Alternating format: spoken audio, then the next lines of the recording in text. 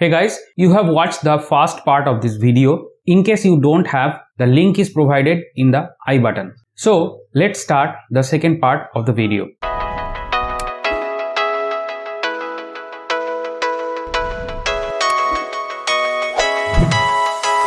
External networking. As I have mentioned in the previous slide, that I will talk about the networking, which is today in the job world, it is very much important. And with the presence of the social media like LinkedIn, Twitter, Facebook, Instagram, WhatsApp group, Telegram group, all these things are there. The networking today is much more digital than it is physical. So you have to be very up to date on this point. Now, let me look into the top over points in the networking. What you have to do in the networking. So the center of focus remains your project and thesis, and based on that, whatever steps you have come across in the previous slides, the next step is the networking. In social media networks, as I have mentioned, LinkedIn, Facebook, Twitter, all those kind of networks, Telegram group, WhatsApp group, you have to connect to the company HRs. Now, the connection could be a connection request or maybe a chat conversation, or you are doing a direct message to the inbox of any of the HRs in the groups, maybe in WhatsApp group or Telegram group there. So this is the kind of hands-on method that you have to apply. And why you have to connect to the company HRs? Because any project or any internship project that is there, where you will place yourself to complete your project and thesis, whatever you are doing in your premise, where you are doing your BTech or MTech, that thing has to be in sync with whatever going on inside the company. And generally, all these internship open positions are published as similar to as jobs in the various social media and the job sites through the HR team of any company. So this is the reason you have to do your networking with the company HRs. Now, once you have done the networking, you are connected with the company HRs to talk internally to your professor with whom you are doing the project and take an appointment from the company HR. It could be various way. It could be physical meet, or it could be a Zoom call, it could be a WebEx call, or it could be a Google Meet. Any form or shape this appointment can be. So first, this appointment have to be set up by your side. Approach has to come from your side, and both party, that means you and the HR, has to agree on that. Once your appointment set up, next step is to meet and discuss. By meet and discuss, I means could be your physical meet or it could be your virtual meet. That means you are going physically with your professor, you're visiting the company premise, and here you go and talk to the respective group and where you can have the project ongoing. Now there are various combination can go in between that. You are applying for an internship position, it is selected or it is delayed. So if it is delayed, I have made a video. I'll provide the link in the description so that you can be prepared. Things happen in the companies and how you are getting a response. Once you have the appointment and you have to meet them, respective maybe the HR team or the actual design team who are designing the VLSI chips, with them you have to meet. So for that meeting you might have a WebEx, Zoom or Google Meet. That could be a virtual call, or you can have opportunity if the company is in your neighborhood or maybe in the same city, you have to travel and go there and meet and discuss on the subject. Finally, when everything happens positive, that means both party agrees and you can go ahead and do a project there. That means the company has agreed and your professor has agreed and the learn triangle is formed. That time you have to sit down with your professor and make a proposal email. This is a kind of formal step. So that you have to send out to the respective people with whom you will be working. So these are steps of the networking, how you connect to the people, how you establish your contact, and after establishing your contact, how you approach. All these things have been discussed in this slide. I think we are done in this slide. Let's move on to the next slide. By now, all the preliminaries are done. Now, let's move on to the section where you can take a decisive action on the topic of interest. VLSI domains. Now, as you are a student right now in the university, college or institute, I assume you do not know what are the VLSI domains are. In this slide, I will talk about the VLSI domains, the broad classification of the VLSI domains. So far, the things are gone positive and your interest and the professor's work domain, everything has matched and you are looking for which VLSI domain to work now, or you have established the contact with your respective company and the internship and you would like to kind of zoom into the fact in which domain you are working. So it can happen in both ways, means top down approach or bottom up approach. That means you are looking for a domain to work or you have agreed and then you are coming to your decision that okay, I'm working in this domain, because you have to also write a thesis, so that there you have to be very much verbose about the domains also. And later, once you use this thesis for your career, right, there you can also make a approach in the right jobs to apply for. The first domain is the digital domain. Generally, the work is done around the SOC, that is ASIC, and the FPGAs. Sometimes your university software lab may have a FPGA setup because that is easy to have there. And for digital design, you basically have to have the Verilog VHDL skills. These languages you have to learn and be efficient on them if it is on the digital design side. So there are a lot of subdivisions of this digital design. I'll come into the subsequent.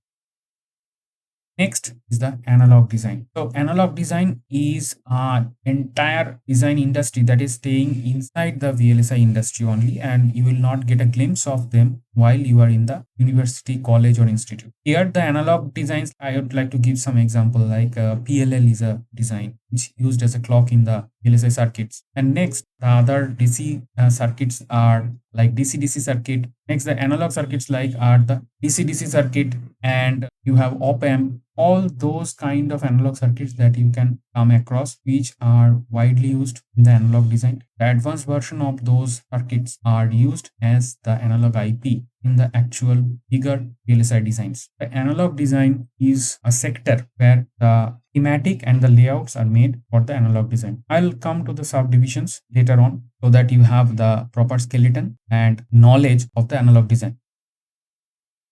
Next is the AMS design. AMS design, design where digital design and analog design are sandwiched. That means in this kind of design, both the digital design as well as analog design will be present and they have to work coherently. So here the concept of the digital design as well as analog design, what I am going to describe will be sufficient to understand that what kind of subdomains it will have. AMS is a kind of amalgamation of the digital and the analog.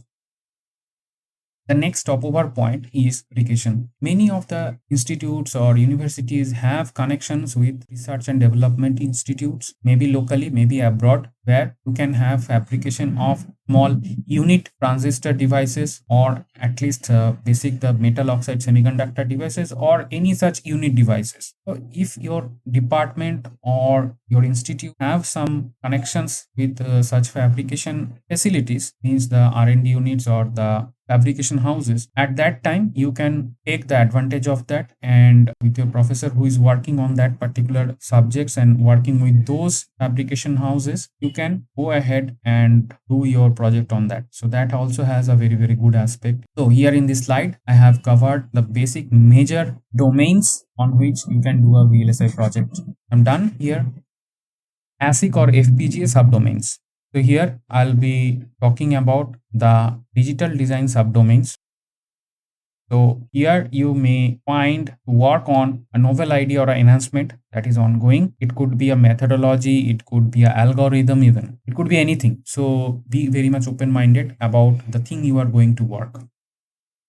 The first subdomain is the digital design and verification. This is the kind of front end part of the digital design. Here you do a design with the HDL and do the verification. That means you define the test bench and test your design. So here anything that is novel or enhancement you can work on. You can identify now by yourself that you are working in a digital design and verification subdomain by the description I have just given. Next, you can also have something which is like DFT, that is design for testability, or STA methodology. So STA, I have already a series in this channel. You can go ahead and check out the STA playlist. So STA or DFT could be a methodology where the timing checks in STA is done. It is done in the both front end design as well as the back end design. I'll come to the back end design later on. And design DFT is the design for testability. That means it gives the chip's functionality testing once it is out there. So there are some DFT cells which are separate cells from the actual design. So those are used for the DFT testing. You can also grab a project from this particular subdomain also. The next subdomain is the physical design, that is PNR and layout. I have specified here PNR and layout means those who are interested in the textbook chapters of the MOSFET fabrication technology, they will find this particular subdomain a very relevant. Here, the different fabrication layers like diffusion layer, polysilicon layer, all those are you will come across that you have read in the VLSI fabrication technology chapters. So here there could be some novel algorithm, could be some novel design methodology or something on which you can work on. The next is the physical verification. So this is another aspect, is not a design part. The verification part like antenna check, EMIR methodology check. In my channel, I already have a video on EM. So if you go ahead and watch that, you will be able to understand. This is a kind of part of the backend.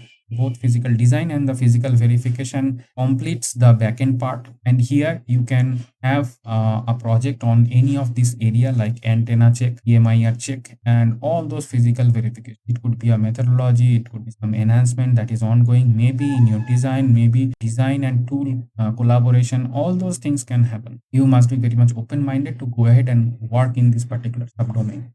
Now in this slide, I will talk about the analog design subdomains. So here you will also find the novel idea or enhancement. That is the thing, I think almost in every cases in the VLSI companies where you get opportunity, either it's a novel idea enhancement or something new methodology is there on which you have to work. First subdomain of the analog design is the schematic design. Like you use the HDL in the digital design, similarly the front-end design of the analog is done in through the schematic design software. Just a description for this domain may come across the SPICE thing where you use SPICE, so you can, it is very closely related with the schematic design. So in analog design, the schematic is made first, then it is simulated, and then once this front end part is done, the schematic design goes to the back end part. Now you have an idea about the schematic design. So next is the layout design. So in analog circuits, the layout can be designed through the semi-custom or a full custom methodology. So in full custom, everything is hand drawn. The layout, the different layers in the layout, they're hand drawn, and semi-custom uses some automation and the hand drawn method. So this is the layout design of the analog design.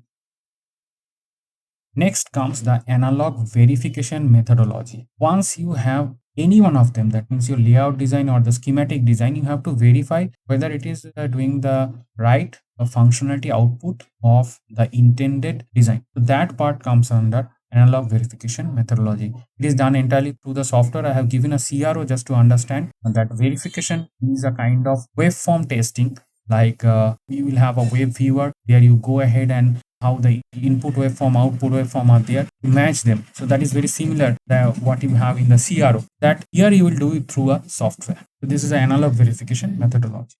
The next stopover point is physical verification. Similar to whatever physical verification we have talked about in the digital design, the physical verification detects the application problems that can occur during the actual fabrication or maybe after the chip is being fabricated. So these are all physical effects. That means the silicon level effect. So those are comes under the physical verification. Hence, this particular physical verification subdomain is common in both digital as well as the analog design. Now here I have discussed all the subdomains inside the analog design. I'm done with this particular slide. So let's move on. So let us move on to our web browser now. By now, you know all the tactics to choose the topic for your thesis. Let's move on to the section where you can focus on your own action that you can do immediately after watching this video. Hey guys, welcome back. So now I'll show you a small hands-on method to search for existing theses that are available online and which you can find through Google. So for that, we need some advanced method to search, and for that, first you go to the google.com, here you can see, and then you go to the settings, which is here at the right hand corner. Click it, and from there you will pick the advanced search. So here we are on the advanced search page, and here I will type VLSI thesis. and we are skipping all these things here. This is kind of more refinement and we are not using that. And here you can see that search sites like org, edu or gov, generally the educational institutes, that means the colleges, universities, all they have a common site extension, that is .edu. So here we will give edu and save search, and here we pick hide explicit results. File type, here is another thing. You can choose what type of file. Generally the theses are submitted in the PDF format, so we will choose out of PDF. So here now I think we are done, and we hit the advanced search. So here you can see that lot of theses which are already available, and you can see here about 77,600 result which is found on 0.31 second. This is the kind of outcome you are getting. Now you have to spend your time to look into them. You don't have to be very much innovative in finding out things. You can do the search in this fashion I have just shown you. By now, you are ready to choose a topic, do the checklist, networking, and pick a domain for your topic. So, you are all set to go now. One disclaimer here, you will face unique challenge for each and every case which you may have to solve on the ground. If you are facing such challenge, please let me know in the comment.